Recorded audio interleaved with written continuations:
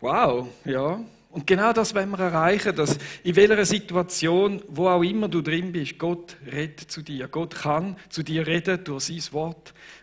Ich rede immer wieder mit Leuten und dann sage ja, Gott sollte mal etwas sagen zu mir, oder? Aber das hat er schon lange. Er hat so ein dickes Buch geschrieben, je nach welche Schriftgröße du wählst. Aber es ist ein riesiges Buch, es ist so gewaltig, oder? Und dort hat er schon geredet. Und dort können wir reintauchen. Und unser Auftrag in dem Jahr, wo wir ein bisschen verfolgen wollen, ist das zu studieren, das Wort, und auszulegen. Und da ist auch ein Punkt, warum wir euch einen roten Faden durch die ganze Geschichte durchzeigen. Oder der rote Faden, wo von Anfang an, und ich habe unsere neue Tafel wieder führen, von Anfang an eigentlich vom Abraham bis heute. Ja, gerade noch ein bisschen. So. Bis heute, wenn wir das miteinander durchschauen, oder? Wir haben da den Abraham und ich meine, er hat jetzt nicht mit dem, wow, weiss nicht was, ausgebildeten Superhero angefangen, sondern er hat in Ur, in Chaldea, hat er angefangen und hat dem Abraham gesagt, zieh aus dem Land aus und gang. Und der Punkt war nicht, weil der Abraham so ein gewaltiger Mann war, sondern er hat geglaubt und er ist gegangen.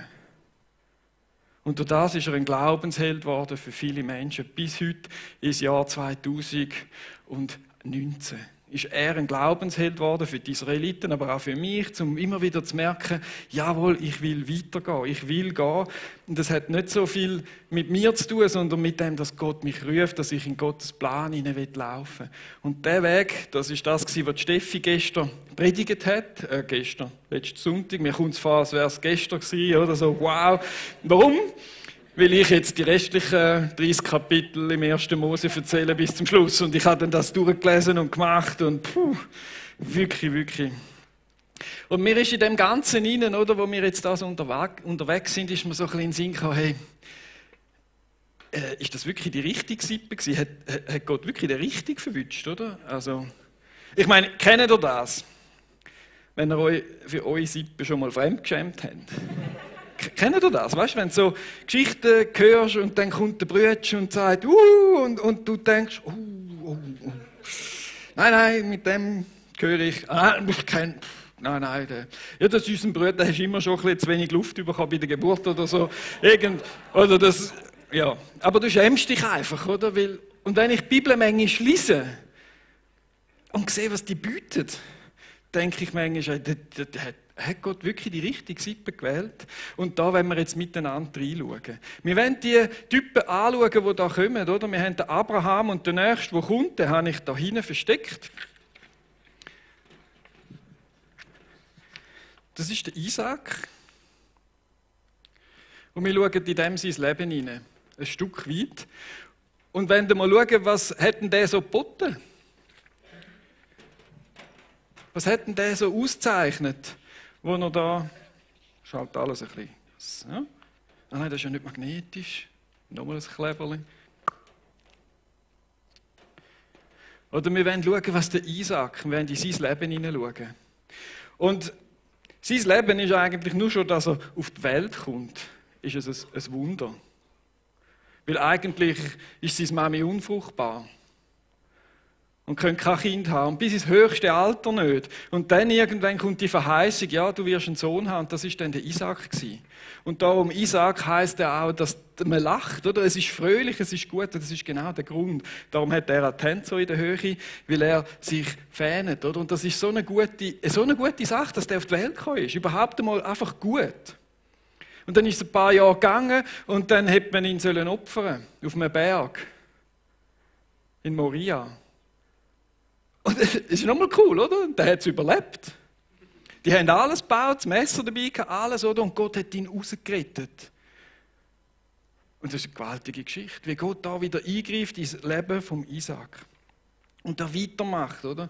Gott will kein Menschenopfer und kein Kindopfer und dort hat er das abgestellt. Das war früher vielleicht Tradition so, aber eigentlich will Gott das nicht und er hat das nie wollen. Und darum hat er dort dann in diesem Berg oben den wieder reingehängt und dort haben sie dann den opfern und er hat Isaac wieder mit heimnehmen. Und trotzdem, auch wieder hat Abraham den Glauben gehabt. Nicht eine besondere Auszeichnung, weil er der Schleuste gewesen wäre in der Familie oder der Älteste oder was auch immer, sondern weil er den Glauben hatte, weil er gegangen ist, weil er gehorsam war. Oder? Das wäre wieder das Stück weit vom Abraham. Und dann merken wir, er kriegt eine wirklich, wirklich schöne Frau. Der Isaac, ganz ein guter, der hat eine Frau bekommen, die Rebekka. Genau, ich muss es immer wieder ablesen, sonst vertausche ich manchmal so ein bisschen, wer zu wem gehört und so. Aber ihr habt sie alle gelesen und kennt das und könnt mich dann korrigieren nachher. Auf jeden Fall, die heißt Rebekka. Und der Abraham, der hat die Frau wollen, auch wieder dort, wo er herkommt, aus seiner alten Heimat, und hat einen Knecht losgeschickt, oder? Der ist dann gegangen und hat gesagt, ja, aber wie soll ich denn die finden und so. Und dann betet der zum gleichen Gott, wie der Abraham hat, oder? Und sagt dann dem so, du Gott Abrahams, oder? Also könntest du mich doch bitte führen, weil du hast ja am Abraham eine Verheißung gegeben. Würdest du bitte schauen? Und er hat geschaut. Und Gott hat eingegriffen und der Isaac hat die wunderschöne Frau bekommen. Und er ist mit der zusammengekommen, wunderbar, alles gut. Und dann ist eine Hungersnot gekommen. Und dann, was macht man, wenn man eine Hungersnot hat und ist irgendwo im Land Kanaan? Oder man geht auf Ägypten. Das ist schon mal eine gute Idee, aber eigentlich eben nicht. Gott hat gesagt, stopp, du gehst nicht auf Ägypten, ich versorge dich da in dem Land, wo eigentlich dann mal dir gehören. Und er sagt eben nicht nur das, er geht noch ein Stück weiter. Er wiederholt den Segen, den er am Abraham gegeben hat. Wiederholt er gerade 1:1. Schau mal, das, was sich dem Abraham gesagt hat, wird jetzt auf dich, Isaac, übergehen. Gott begegnet ihm und gibt es noch erneuert das Versprechen vom Abraham. Das werden wir miteinander lesen, 1. Mose 26. Dort erschien ihm der Herr. Gehe nicht nach Ägypten, sagte er, sondern bleib in diesem Land. Ich werde dir immer beistehen und dich segnen. Noch bist du hier ein Fremder, aber dir und deinen Nachkommen werde ich das ganze Land Kanaan schenken. Denn ich halte mein Versprechen, das ich deinem Vater Abraham gegeben habe. Ich mache deine Nachkommen so zahlreich wie die Sterne am Himmel und überlasse ihnen dieses Land. Alle Völker der Erde werden durch deine Nachkommen am Segen teilhaben. Das will ich tun, weil Abraham auf mich gehört hat und meine Gebote und Weisungen gehorsam war. Wow, wie cool, wenn von Gott direkt den Segen überkommst und Gott dir begegnet. Und so wie ich jetzt gelesen habe, ist das einzige Mal im ganzen Leben von Isaac, wo Gott ihm begegnet ist. Und so klar geredet hat. Also wenn alle 10 Jahre Gott zu dir redet, ist das schon mal recht gut. Das haben andere nicht. Einfach mal zum Sagen, oder? Und dann die ganze Geschichte vom Isaac drüllt sich dann aber nicht unbedingt um den Isaac selber, was er gemacht hat, sondern es geht um seine Zwillinge, die er hat. Seine Zwillinge, die er von der Rebekka bekommen hat. Und auch da, die Rebekka, die hat kein Kind bekommen. Und auch da wieder, Gott hat eingegriffen und hat gemacht, dass sie schwanger wird. Und dann haben die da im Bauch hinein, haben schon gestritten. Im Bauch haben sie dann angeginkt, oder? Wir wissen, Esau und Jakob haben voll zack, zack, fight, oder, da rein. Und es hat so weh getan. Und es war schon schlimm gewesen, dass die Mutter, also die Rebekka, zu Gott gegangen ist und gesagt hat, was ist los in meinem Bauch? Hey Mann, jetzt will ich, cool, ich danke Gott, dass ich schwanger bin, aber das... Oder? Und dann sagt Gott, ja, du hast 2 Völker in dir und die kämpfen gegeneinander. Und der Ältere wird dem Jüngeren dienen.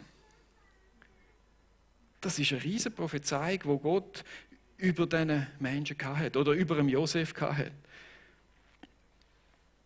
Und das ist dann so der Anfang von dieser Geschichte und das Ende vom Isaac. Und wenn wir beim Isaac mal gut zusammenfassen, so von wegen gut und schlecht und so, habe ich mal das so ein bisschen nach meinem Gusto gemacht. Oder? Beim Isaac haben wir sicher die Sachen, er überlebt auf dem Berg. Oder? Der Knecht gibt ihm eine wunderschöne Frau, der findet Gott, findet das für ihn. Dann haben wir 2 Zwillinge und der Segen von Abraham geht über ihm. Und jetzt, wenn ihr das in der Bibel leset, dann ist der gewaltige Segen über Isaac und 2 Vers später, nur 2 Vers später. Ich meine, das könnte in der Bibel ein paar Jahre sein, aber eigentlich, es kommt mir dann recht nahe vor, hat der Isaac Schiss und seine wunderschöne Frau gibt er aus als seine Schwester. Ich meine, sorry, das ist doch der, oder? Kannst du das gerade bringen? Oder das ist das. Du musst sagen, das gibt es doch gar nicht. Jetzt hat der Papi das schon 2-mal gemacht, oder? Und der hätte schon völlig daneben gegangen. Und jetzt ist es nochmal und er macht es wieder und es geht genau gleich wie beim Papi daneben. Also wir merken, das ist nicht nur der Segen, der übergumpelt, das ist immer auch Oder wir merken jetzt da, dass es halt die Charakterschwächen, die gleichen Fehler, die der Papi macht, sind irgendwo auch beim Sohn drin und das merken wir da wieder. Und das ist so die Zusammenfassung, wo ich denke, ja, da schauen wir das ein bisschen an. Das sind nicht nur die oberstrahlendsten Typen, sondern wir schauen das richtig an, so wie es auch in der Bibel steht. Oder? Und jetzt kommen wir zum Jakob. Das ist einer der wirklich coolen Typen. Verschwinde ich da hinten wieder, bis ich ihn gefunden habe. Darf ich vorstellen? Tada. Und Jakob heisst ja Fersenhalter, oder? Darum hat er da seine Fersen in der Hand. Weil er natürlich, als er auf die Welt kam, ist, gerade am Esau.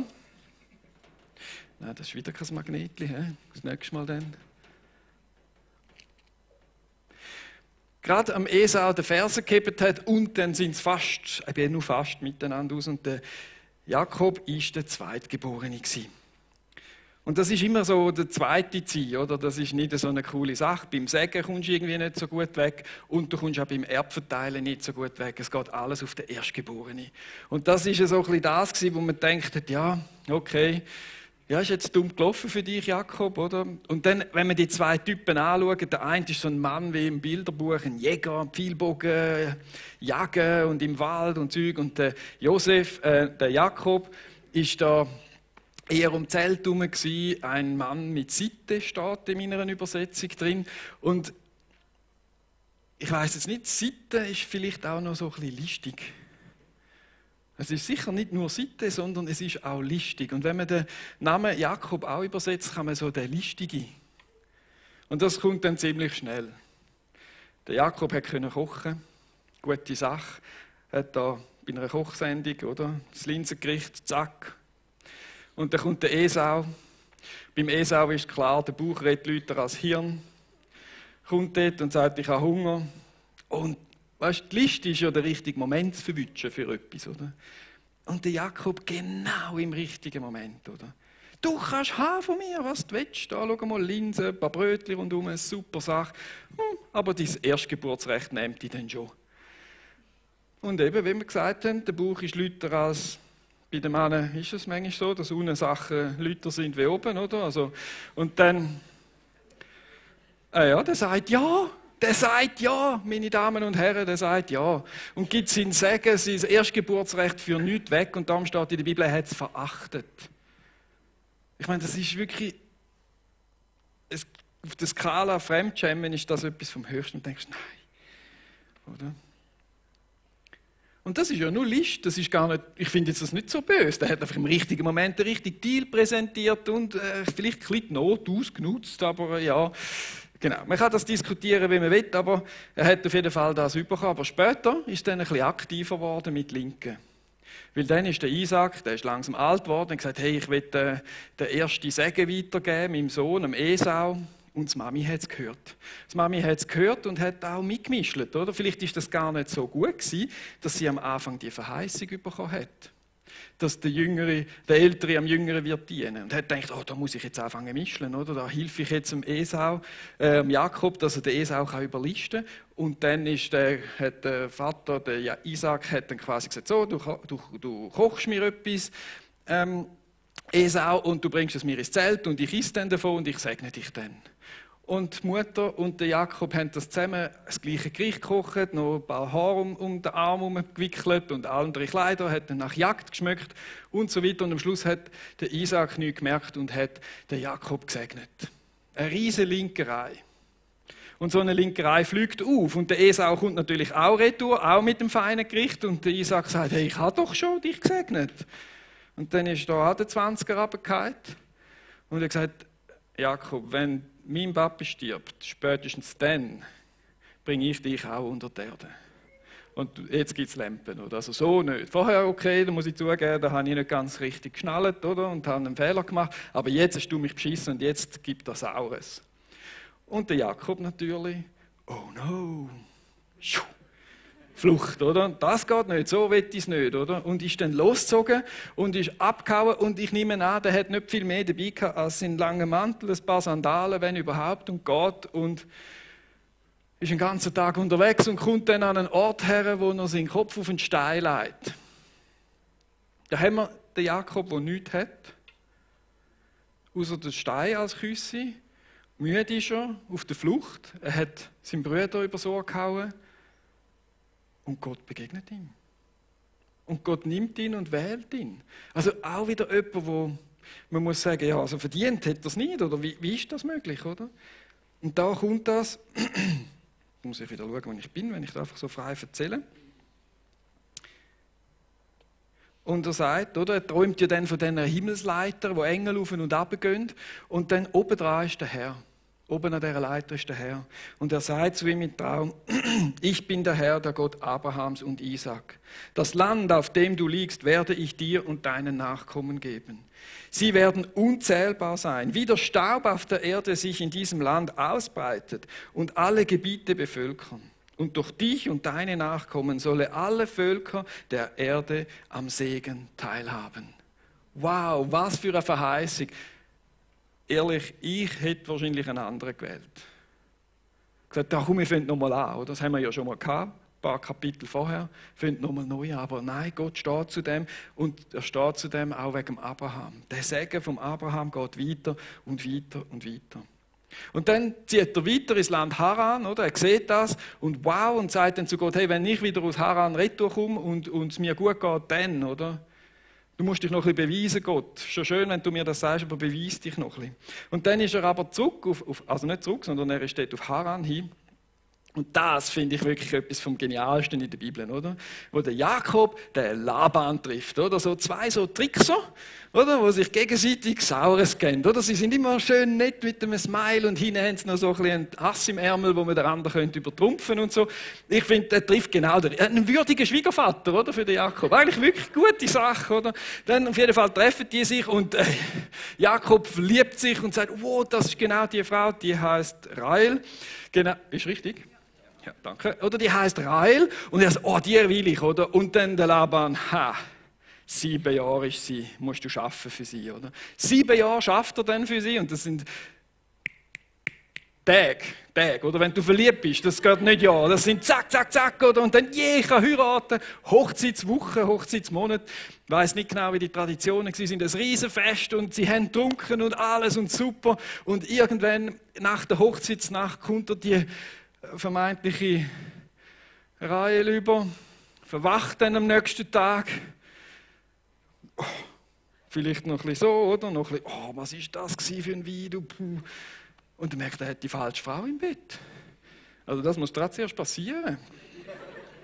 Oder? Und dann, nein, das geht gar nicht. Laban! Und oh, ja, weißt du, Sitten ist, man gibt zuerst die Eltern und so, gell? Und jetzt hast du sie halt und du kriegst die Rahel auch noch, oder? Also nochmal 7 Jahre.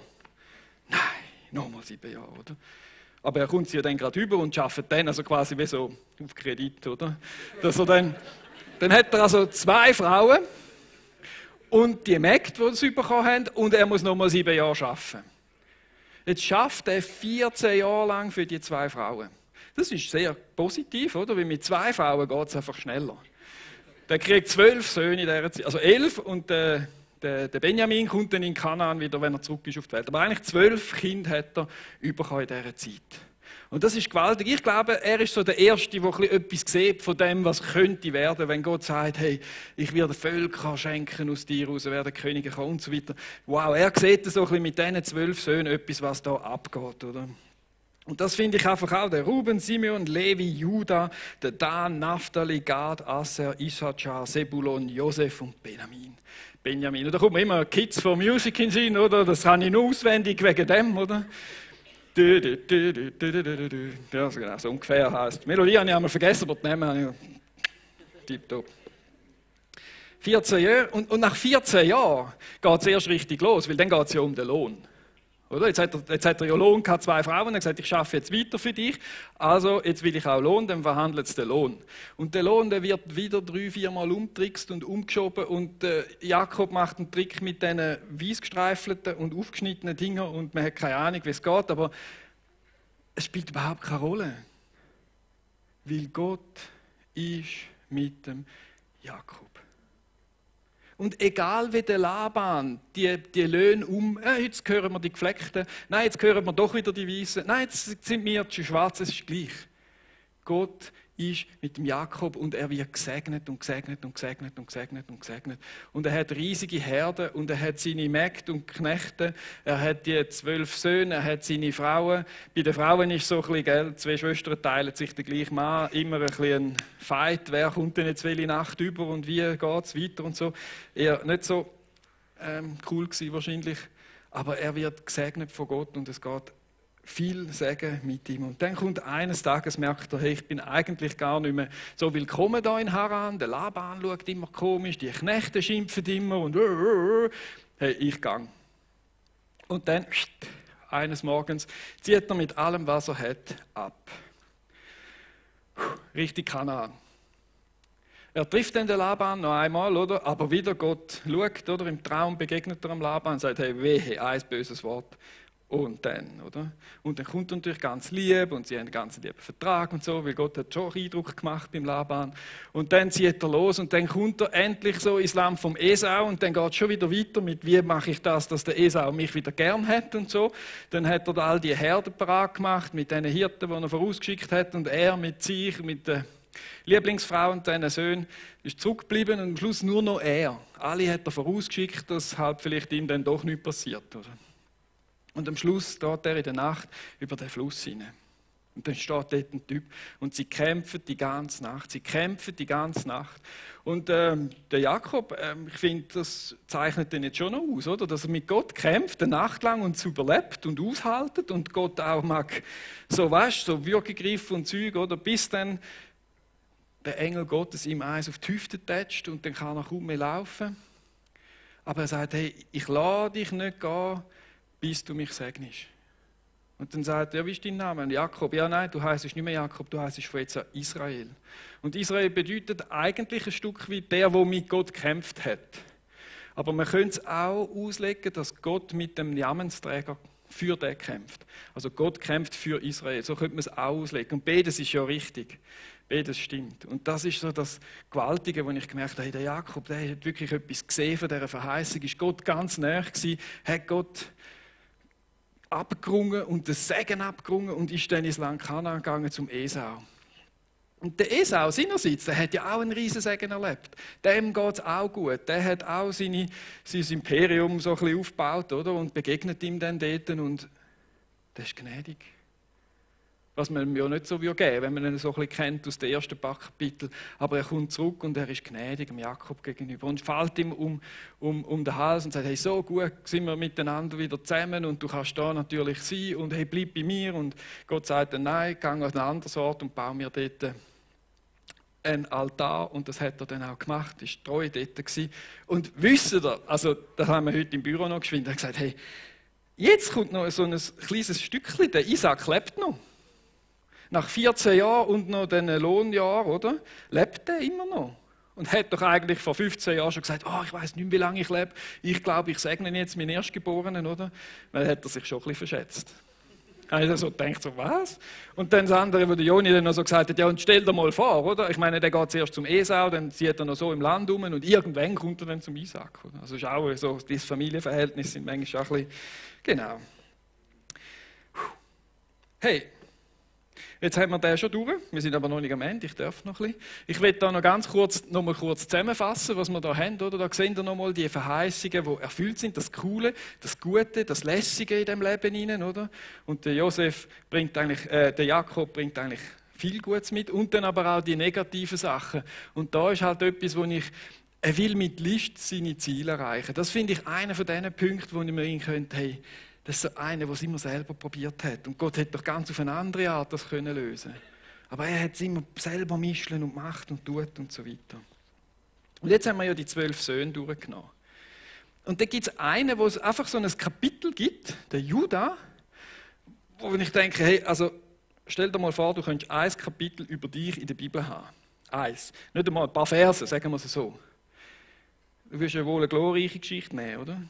So ein bisschen, ja, nimm die, ich schreibe sie noch ein bisschen parat und so. Und beim Juda gibt es so eine Geschichte, die ist wirklich nicht so glorreich, nicht auch besonders schlimm, aber auch irgendwo, wo du denkst, sie hätten jetzt auch eine andere nehmen, oder? Und diese Geschichte will ich euch auch erzählen. Der Juda hat 3 Söhne gehabt. Dem Ältesten hat er die Tamar gegeben. Die Tamar hat den Ältesten geheiratet, der ist gestorben ohne Kind. Nach Tradition kommt der Bruder das über, weil der darf dann ein Kind machen für den älteren Bruder, aber der ist auch gestorben, das hat auch nicht funktioniert. Dann am letzten hat der Judah gedacht, ja, der Tamar gebe ich sicher nicht alle drei, oder? Also der letzte nicht. Und hat sie vergessen. Ich frage mich manchmal, wenn man das vergessen kann, oder? Die hat wahrscheinlich in seinem Haus in dem Ding gewohnt, aber hat einfach dem Jüngsten hat sie nicht geben, oder? Dann ist am Judah seine Frau gestorben und er war unterwegs gewesen, so ein bisschen auf Geschäftsreise, könnte man sagen, oder? Und ist auf der Geschäftsreise gewesen und dann, so allein und Witwe und so. Und Tamar, schlau, oder? Hat sich als Prostituierte verkleidet. Und er dachte, ja, ich schaue schon. Und die war in dem Dörfli, wo gerade der Judah auf Geschäftsreise war. Und er hat so gesehen, das ist eine hübsche Junge und so, oder? Und hat gezahlt für was denn dort so passiert. Und hat eben nicht können zahlen, sondern hat den Siegelring gegeben. Und der Judah, wenn er ist, oder 2 Wochen später oder eine gewisse Zeit, hat er den richtigen Preis bringen und den Siegelring auslösen. Aber Tamar hat sich natürlich aus dem Staub gemacht und ist wieder heim. Er hat das alles nicht gemerkt, bis sie dann schwanger war. Und dann der Judah, was, sie ist schwanger, das geht doch gar nicht und Zeug und Sachen. Dann zückt sie den Siegelring, oder, und sagt, du, schau mal, der da, wo der Siegelring gehört, das ist so die zweite Ding, wo ich denke, nein, Fremdschämen, oder? Das komische Geschichte in der Bibel, zack, und nachher geht es einfach weiter. Aber wir erzählen noch mehr, ein bisschen später dann über den Judah. Gut, jetzt haben wir den Judah durch, wir haben alle die durch. Jetzt, kommen wir zu meinem Liebling. Weil in jeder Sippe gibt es ja so eine Art Überflüger. Oder? Und der fliegt jetzt da mit dem Kamel über. So. Und das ist der Josef. Der Josef hat zwar am Anfang ein bisschen Startschwierigkeiten gehabt. Ein Stück weit war er so ein Täterli gewesen, also bei den Jüngsten, oder? Die anderen sind alle schon recht viel älter gewesen und die sind auf dem Feld draussen gewesen. Und er hat immer ein bisschen schauen, was machen die so, und dann wieder zum Papi zurück und gesagt, hey, hast du gesehen, oder? Die machen das und das und das und nein. Und dann wieder geschumpfen und dann irgendwann die anderen 11 gesagt, du weißt das, den kannst du einfach nicht brauchen. Wir wollen nichts mehr mit dem zu tun haben und irgendwann haben sie nicht einmal mehr ein freundliches Wort mit ihm geredet. Und weil sie ihn so eifersüchtig gemacht hat, also die 11 sind so eifersüchtig, wie der Papi, der immer so verwöhnt hat. Ja, ein spezielles Mäntel da noch ein bisschen, und so, oder? Das regt die doch auf, oder? Und irgendwann hat es da die Situation gegeben, wo sie denken, yes, jetzt werden wir den los, oder? Ja, umbringen ist jetzt gerade nicht so, das haben sie nicht wollen. Und dann haben sie den verkauft, den Josef, oder? Da mit dem Kamel, zack, nach Ägypten, Sklavenhandel. Und dort ist der Josef unten durch. Wirklich tief unten durch. Als Sklave. Und trotzdem war er gesegnet gewesen. Gott hat wie mit ihm den Weg gemacht. In das Ägypten. Und er hat seinen Segen nicht abgerissen und ist mit ihm weitergegangen. Und er hat dort das gesegnet. Er ist dann in Potiphar ins Haus hineingekommen. Der war Chef der Leibwache gewesen, und das hat einfach gedeiht, die Hütte. Es hat plötzlich alles mehr geblüht. Es hat plötzlich alles besser gewesen. Und dann irgendwann der Potiphar ist ja schlau, die sieht ja das. Sagt, weißt du, du kannst eigentlich alles haben, außer ich schaue noch für meinen Food so ein bisschen, vegan oder Vegetarier, ich schaue das, was ich esse, oder? Aber den Rest kannst du machen. Und der Josef hat das gemacht und die Hütte ist gesegnet gewesen. Das Zeug ist gewachsen, das Zeug ist gesund gewesen und stabil und alles, oder? Bis auf die Frau. Die hat unbedingt mit dem Josef schlafen. Und dann hat er natürlich in seiner Treue zu Gott, das ist etwas, was man ihm wirklich hoch muss anrechnen. In der Ferne hat er nicht gesagt, hey, die hat mich verkauft und nichts mehr wollen von mir und überhaupt, jetzt bin ich halt ein Ägypter, jetzt mache ich mal so einen auf Ägypter, sondern er hat immer, der Gott hat er kennt, dem ist er treu geblieben, all diese Sachen. Und darum hat er gesagt, hey, mit dir kann ich nicht, das geht nicht. Und dann ist er ins Gefängnis gekommen wegen dem. Und im Gefängnis ist dann das Traumdeuten so stark geworden. Oder dort, wo er früher einmal so ein bisschen rumgeblufft hat, oder? Jetzt Sonne, Mond, 12, 11 Sterne und mich verbeugt und so, wow. Genau. Und dann nachher ist das gekommen, dass er wirklich angefangen hat, Träume zu erkennen und können auslegen, und das hat den Menschen geholfen. Und dort war er im Gefängnis gewesen, und Gott ist trotzdem treu zu ihm gestanden und weitergegangen. Und durch die Träume, die Gott ihm geschenkt hat, ist er dann vor den Pharao gekommen und hat einen Traum mit diesen Kühen und mit diesen Ähren. Er hat eigentlich eine Vision gehabt von der Zukunft. In dem Sinne, dass er gesehen hat, hey, da kommt eine Hungersnot und es wird 7 ganz gute Jahre geben und nachher wird ganz schlechte Jahre kommen. Und dann hat der Pharao gesagt, hey, ja genau, so gut, dass du das weißt. Du sammeln, schau du, was man machen kann, damit wir die 7 schlechten Jahre überleben. Und der Josef hat das gemacht. Und ich glaube, er hat in dem Gefängnis, in dem als Gefangener sein und in dieser Treue zu Gott hat er die Demut auch gelernt. Ich meine, wenn du am Anfang der Verwöhnte bist und der wäre direkt gerade der Beste geworden von Ägypten, oder? Dann wäre es so ein ganz cooler geworden. Aber er hat den Weg unten durchgehen und das war auch das, wo Gott ihn geschliffen hat. Und er kommt und er ist der höchste oder der zweithöchste Ägypter und er ist ein Diener. Er dient dem Volk, nicht einmal unbedingt seinem Volk, sondern so weit hat er gar noch nicht gedacht. Oder? Und die Hungersnot ist dann gekommen und er ist zum Brotgeber geworden. Er ist zum Lebensspender geworden. Er ist zu dem geworden, wo Menschen Völker rettet, weil sie nicht verhungert worden sind. Und so auch ein Typus auf Jesus Christus hin. Und dann kommt seine eigene Sippe. Anklopfen und sagen, hey, wir brauchen auch. Und dann gibt es so ein bisschen Geschichten hin und her, mit Kirche und Zeug und Sachen. Aber der Punkt ist an dieser Geschichte, dass der Josef sich versöhnt mit seiner Familie, dass er gnädig ist. Und sagt, und ich trage es nicht mehr länger nach. Und eure Schuld ist vielleicht blutrot, aber ich sehe darüber hinweg. Ich will wieder die Familie zusammen haben, ich will wieder zusammen sein. Und dann, der Isaac ist ja dann auch 17 Jahre nachher noch auf Ägypten leben und dann dort gestorben. Da habe ich auch so eine Zusammenfassung vom Josef gemacht, so ein Stück weit, was hat alles funktioniert und was ist nicht gut gewesen. Und beim Josef ist es wirklich überragend. Das ist der Überflüger von dieser Sippe. Ein Sinnbild auf Jesus Christus. Er wird das auch eine Typologie drauf, dass er der war, der rettet. Er ist der, der versorgt. Er ist der Knecht gewesen. Er ist gefangen gewesen. Er ist verfolgt gewesen, verkauft und gleichzeitig nachher erhöht worden und dann trotzdem gerettet und nicht zornig gewesen. Wirklich gewaltige Sache. Und nachher, jetzt sind wir eigentlich beim Kapitel 29 oder 28 und jetzt kommt das letzte Kapitel, ein Täterli-Sack. Das ist das Einzige, was ich noch so gefunden habe, oder? Wo man müsste sagen, gut, das könnte man am Anfang. Aber ja. Und dann am Schluss segnet der Isaac ein ganzes Kapitel lang seine 12 Söhne. Und jeder von denen sind dann so mit Kind, das sind ja die Stammväter von Israel. Und jeder kriegt seinen speziellen Segen mit, oder? Wo Gott dann denen weitergibt und es ein Volk wird, das gesegnet ist. Und das ist so etwas Schönes, wenn man in dem roten Faden immer wieder sieht, hey, der Segen, der da durchgeht. Natürlich die menschlichen Schwächen, aber auch der Segen. Und das Coole ist am Juda. Oder wir haben ja so eine mittelprächtige Geschichte gehört von dort, oder? Und er sagt, der Juda-Segen ist, Juda, immer behältst du das Zepter in der Hand. Könige gehen aus deinem Stamm hervor, bis ein großer Herrscher kommt, dem alle Völker dienen. Und der Juda ist der Stammvater von David. Also 9 Generationen später kommt der David aus dem Stamm raus. Und später Jesus. Und das zeigt es wieder so cool, oder? Dass Gott einfach treu ist zu dem. Und auch wenn die Geschichten nicht immer ganz edel sind, steht er zu dem. Und ich möchte 3 Fäden noch zum Schluss ein bisschen zeigen. Oder? Wir haben jetzt die 30 Kapitel, wir haben es geschafft, alles durcherzählt da. Ich werde das langsam bevölkert, unsere Zeitlinie und unseren roten Faden da. Und 3 Sachen möchte ich da noch daraus herausziehen.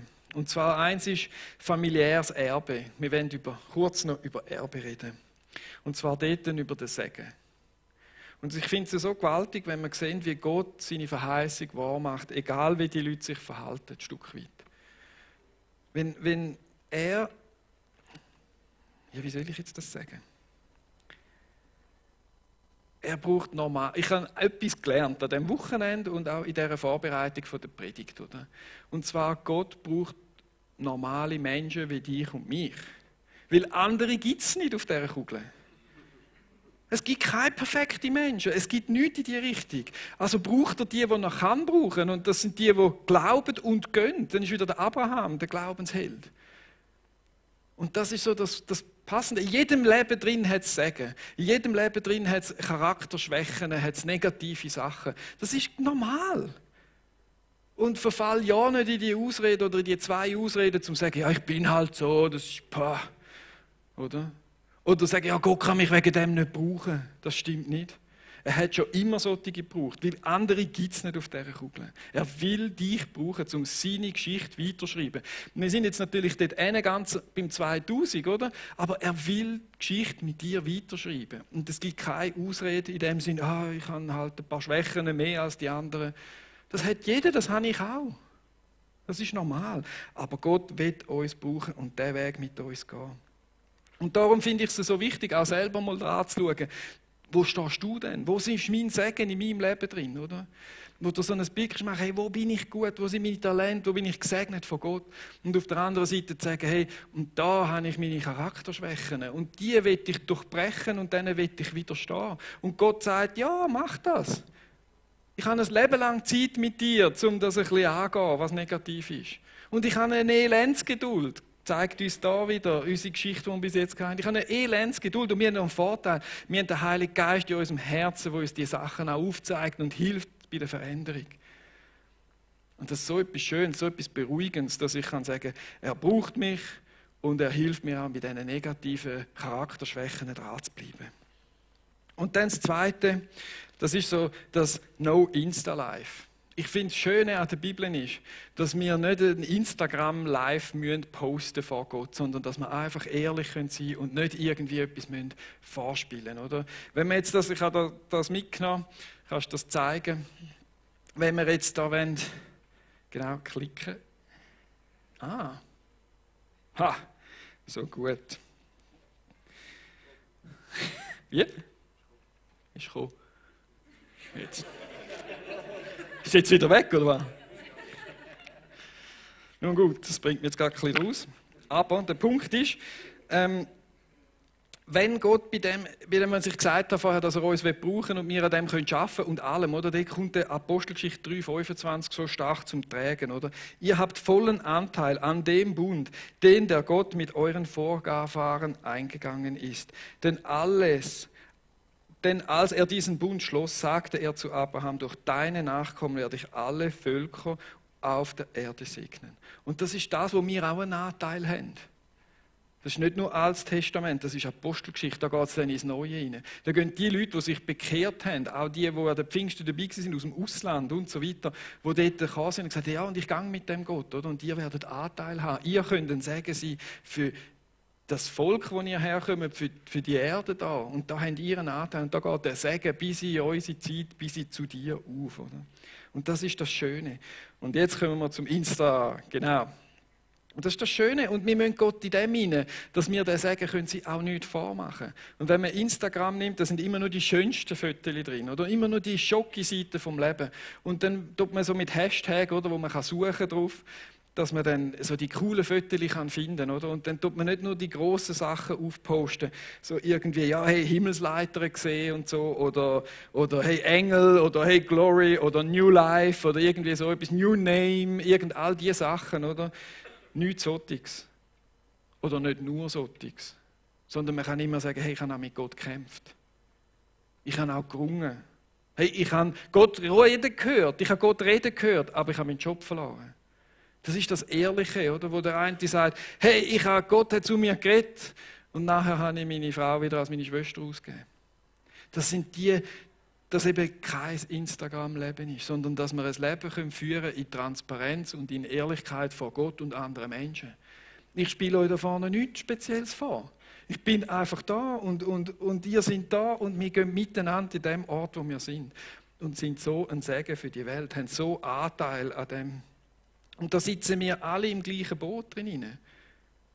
Und das Schöne, was wir auch sehen, ist in diesen Geschichten, dass Gott ja genau dann bei uns ist, wenn es eben schwierig ist.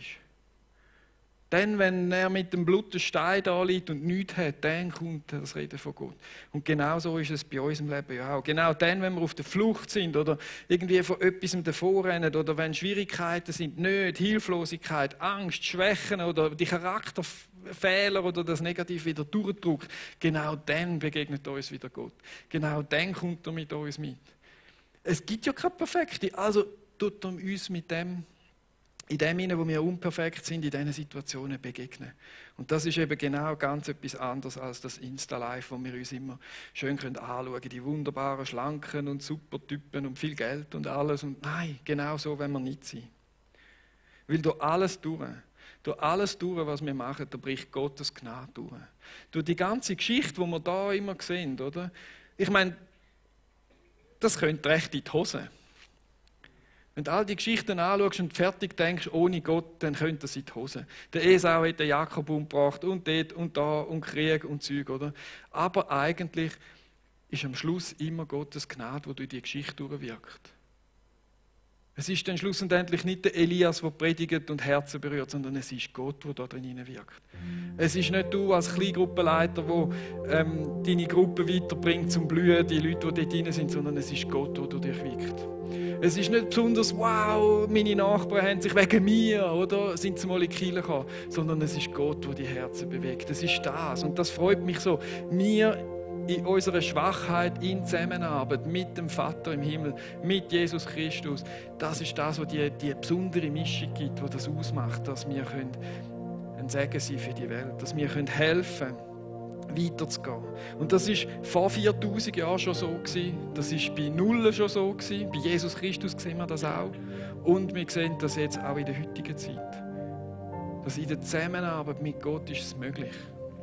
Mit ihm meine positiven Talente anzuschauen und auszubauen, aber mit Gott auch unsere Charakterschwächen anzuschauen und zu sagen, hey, und da kämpfe ich dagegen an. Und da bin ich mit dir, Gott, am Ringen.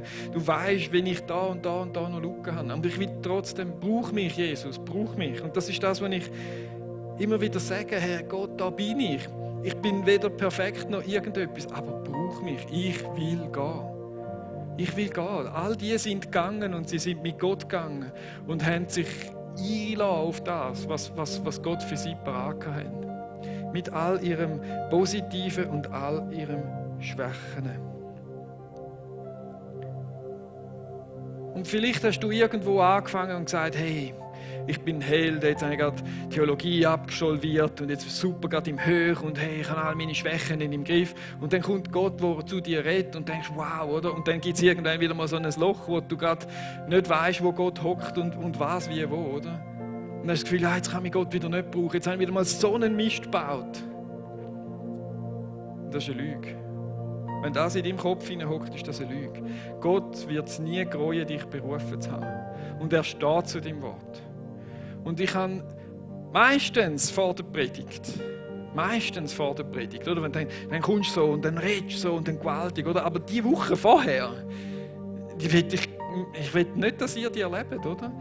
Da kommen genau alle Schwächen, oder? Und genau aus dem Punkt, dass wenn ich dann so eine Schwäche reingehe in so ein Loch, oder? Dann kehrt es, zuerst verführt es mich so, oder? Komm. Dann gehe ich in das blöde Loch von meiner Schwäche und nachher verurteilt es mich, oder? Du wirst doch kein guter Predigt, das wird ein rechter Mist am Sonntag und du wirst nie auf dieser Bühne können. Und wenn es dir auch so geht, dann lese ich dir jetzt noch Römer 11 vor, 29. Und wenn Gott in seiner Gnade Gaben gibt und jemanden beruft, macht er das nicht rückgängig. Er macht es nicht rückgängig. Und dann kommt wieder das Sprüchli, oder? Aufstehen, Krone richten, weitergehen. Ich habe jetzt ein Kärtchen bekommen, wo steht, aufstehen, Haare zerzausen, weiterleben. Krone liegen lassen, irgendwie so. Egal, aber es geht um das Aufstehen. Es geht um das Glauben, dass du dem Römer 11, 29 glaubst, aufstehst und weitergehst, weil das ist das, was die alle auch gemacht haben. Das ist ja denen auch klar geworden, dass es nicht das Schleuste ist, was sie manchmal geboten haben. Aber sie sind weitergegangen und sind Verheißungen gekommen, hey, aus deinem Geschlecht kommen Könige. Und Gott wird dich vermehren, zu Völkern machen und aus dir heraus kommt einmal der Erlöser. Und das ist so etwas Schönes. Wenn wir uns brauchen lassen, bessere gibt es nämlich nicht für deinen Job. Und ich werde noch beten zum Schluss und ich bitte euch aufzustehen. Jesus Christus, wir sind jetzt durch die 30 Kapitel durch von diesen Stammvätern Israels. Und ich danke dir, dass du einfach in deiner Bibel so ehrlich und transparent von allem hoch und allem tief und allem Mist schreibst, was die gemacht haben.